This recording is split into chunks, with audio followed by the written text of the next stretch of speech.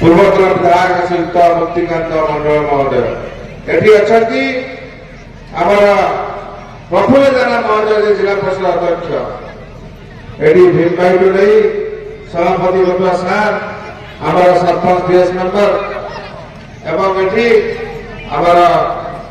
सत्य नहीं युव सभापति एवं राज्य जनरल सेक्रेटरी लाला राउत नहीं ब्लॉक सभापति आम साधु भाई एवं मंच पछपड़ी ये पंचायत समस्त मुरबी माने मंच से मानवर विजु बाबू स्वर्गत विजु बाबू अति घनिष्ठ थे सी आज भंडार पुकुर निर्वाचन मंडली बहुत ब्लक गणिजाम ठारू अंटा भिड़ी युवक मान नेतृत्व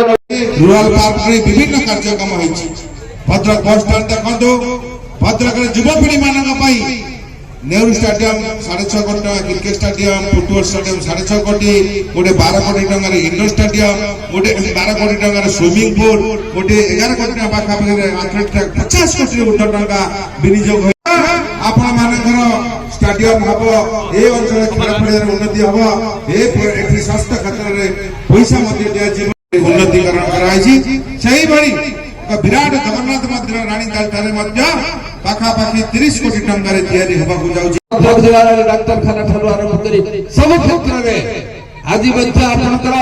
बहुत ब्लक नुआ एनएसी प्रफुल्ल बाबू उद्यम हेल्थ सेंटर हम सब विकास करेंगे संजीव मल्लिक।